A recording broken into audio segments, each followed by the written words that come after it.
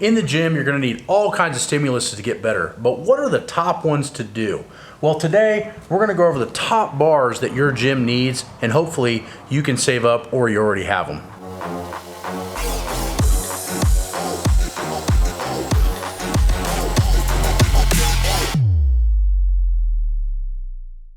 The first bar that you're gonna need long-term is a cambered bar. Well, why is that? Well, a cambered bar, it looks like this, and we'll show you here in a second. It's a bar that looks like this, or it can have a wave bend to it like this.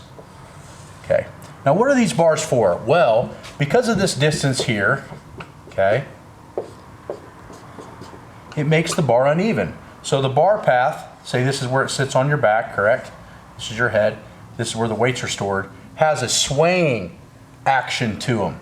So this bar, I made this bar, it's called the Kudla bar after one of my friends that's passed away, Mike Kudla, played for Ohio State. We developed this bar in order for him to get under it because he had 4 shoulder surgeries that wouldn't allow him to get under a straight bar. So you could put your hands here, okay?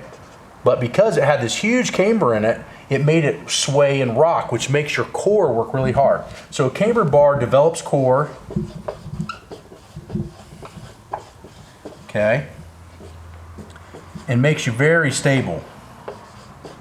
Okay, so what you'll notice is as you get stronger, cambered bars will be a huge benefit in order to developing your stability. And let's face it, no matter how strong you get, if you can't stabilize the weight, you can't do the weight. So at my best, my cambered bar squat was roughly 75 to 80% of what my raw squat was. So obviously it's weaker, but it's because it attacks muscles in a way different way. So let's go look at that bar. So as you can see, this bar is gonna have some sway to it. See how it does this? A normal bar won't do that. So when you squat, you gotta lock in really tight and you gotta not make any errors, i.e. if he goes forward when he goes to squat, it's gonna swip it forward. If he falls back, it's gonna swip it back. It magnifies the poor movements that you're doing in the squat. So go ahead and squat. So as you can see, he squats with pretty good technique. You can, don't pause. Oh, okay. I don't know why I did that. So he's gonna squat now and you're gonna see that he has pretty good squat form. So look, the bar doesn't move. But now if he were to squat and shift forward or do something messed up, you can see how this bar is making his life a living hell. That is gonna be what most people do with this bar unless you've been skilled and taught. Now obviously when he goes back to a straight bar, this is gonna be easy. So go ahead and rack it. So in the cambered bar is designed to make you squat perfectly up and perfectly down without any sway forward or backward. When you do this, the bar path will be in a much straighter line, therefore the cambered bar is not going to give you near as a headache. If you want to see somebody's technique flaws, you can make them use this bar and you'll be able to see them do all kinds of crazy stuff if their squat form isn't perfect. The next bar that you might need is a fat bar. Now why fat bars? Well, fat bars are really going to test your grip. And as we've talked about in other videos, grip sometimes is a limiting factor. And in the beginning and intermediate phases, a lot of times it's a limiting factor. Training with fat handles and fat grips and fat bars is going to make that not a problem. But the other big thing you don't hear people talk about with fat bars is if you look, most fat bars don't have bearings, meaning they don't turn. So if you make a mistake, either on a deadlift or a bench press with a fat bar, it lets you know by wanting to turn your hand, which a normal bar will not do because of the bearings. So with a fat bar, usually they're solid with no bearings and no way to spin. So now we'll show you the fat bar and some different exercises that we use it for. So as you can see on the fat bar, obviously it's thicker, right? But what you notice is there's no bearings to it. See, when I'm spinning this, look what it's doing to that. So if this weight does this and turns, it rolls the bar too. So that's one of the key things with a fat bar that you just don't see in other bars that doesn't have bearings. So it rolls with itself versus counterbalancing itself. That's a big deal when it comes to hand strength and in the bench press when it comes to wrist position. So I find that training with fat bars, not only as you're gonna see now with the deadlift is a grip issue, but you're gonna see with the bench press, it's a wrist positioning issue as well. So go ahead and deadlift with it. So you won't see any crazy things happening while he's pulling, but what you will notice is that his hands are gonna have to work like triple time in order to do the same lift. But if that bar turns on his pants or moves, then it's gonna want to turn out of his wrist. So you can see as he turns his hands, it turns the weights. Normal bar won't do that, so it makes it different by a lot. Good. The next bar that I find super crucial, especially for the bench press, is the angle handle football bar. Now why? Why have angles on the bar that you're pressing? Well, I'll tell you why. The big reason is shoulder injuries and shoulder pain. So a lot of times when you train with a straight bar too often, what's gonna end up happening is you're gonna get these little kinks in your shoulder that are always there. By changing the angle of your hand, it's gonna change the amount of pressure that's on your shoulder. So what this does is it allows you to press many weeks in a row using angle handles, fat handles, straight bars, different grips. If you're rotating that all the time, you're reducing mileage. And that to me is the real key to all the training that we do, conjugate style, is the conjugate style training allows enough variability to train hard all year round without increasing the mileage because you're putting the pressure on different areas. So as you can see, he's gonna bench this and his hands are gonna have to be at an angle because the bar's at an angle. So now, if his shoulder's bothering him, he might be able to press this today because his hands are at a different angle than a straight bar.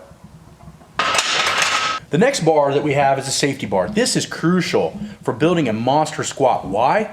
Well, because in the squat, most of the time, our weakness is being able to hold the weight in position with our upper back.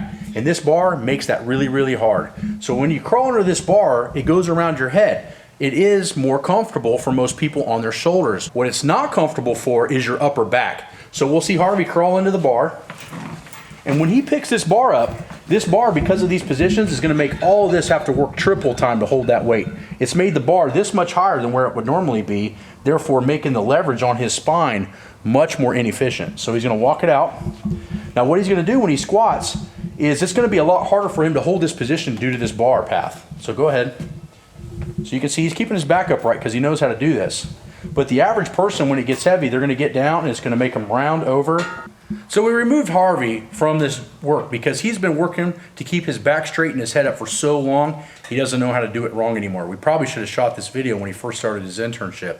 But today I'll show you how to do it wrong. So in the safety bar, this thing obviously is more comfortable on your shoulder and probably why it was initially built. But in actuality, what the big squatters in the day, Fred Hatfield and a lot of the other guys that used this bar and made it famous, they started to find out it made their upper back work tremendously. So if I pick this weight up, okay, see obviously it's a lot more comfortable because I don't have to have my hands back here. But when I go to squat, it's gonna force me to keep my head upright hard. Now if I do this thing wrong, which is what most of you guys are gonna do, is when I get down to the bottom, I'm gonna drop my head and it's gonna round my back. And now I'm gonna have to stand up like this. That just made that weight 3 times harder. But the safety bar accentuates that. It forces you to learn that your sternum stays high when you squat. The other thing that you want to look for with one of these bars is to make sure it doesn't have big long handles on it. You see, I built these chains on mine, so when I lift up on it, you notice how it doesn't change the bar at all? If I had handles on this, I'd be able to get that off my neck, therefore take away the potency of the bar. I do. Ready? Yeah, we've been rolling. That's gonna be good to put in there. Yeah. Outtakes. We need to keep all these outtakes because it'll be fucking funny. Yeah. So the next bar that may not be a real need, but it definitely is something you want to have in your gym is the trap bar. Now, is the trap bar deadlift better than the straight bar deadlift? In my opinion, no, but there are some advantages depending on your needs and goals. One is the trap bar, as you can see, the handles are higher than if it was a straight bar. They're about 2 to 3 inches taller. Now, if you have a back problem or you have a flexibility issue, this might still allow you to deadlift because it's a heightened range of motion. So if he goes down and grabs that bar, you can see his position there. Now, if he goes and grabs the second handle down, you see how much farther he's got to lean over and put his hips down to grab it. So go back to the top one. That's how much taller he can start. That's a lot less back pressure for the average person when they learn how to deadlift, as you can see. So when he goes to the top handle, now he can deadlift. His back can stay a little bit straighter. The other thing that I like about this bar, stand there. The other thing I like about this bar, unlike a straight bar, is it has this type of motion going to it. Your abs have to stay tighter on the sides, the obliques and the TVA, in order to do this because the bar can't rest against his legs.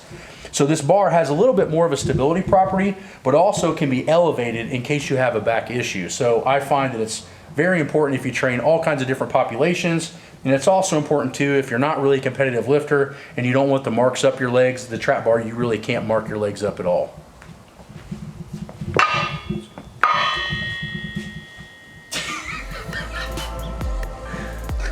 So today we just went over all the bars that I feel are important to have a really good gym. We need camber bars, fat bars, football bars, and safety bars. Why? We gotta change the pressure on our bodies constantly in order to train heavy enough and stays training. Because if we use the same implements for too long, our bodies are gonna get used to it and we just have to do more and more and more to get better.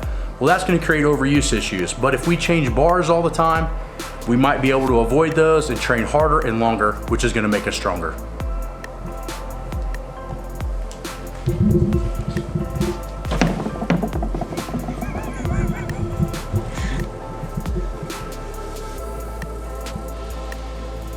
Got those brakes set up really far apart. I like my bike better. It's fatter.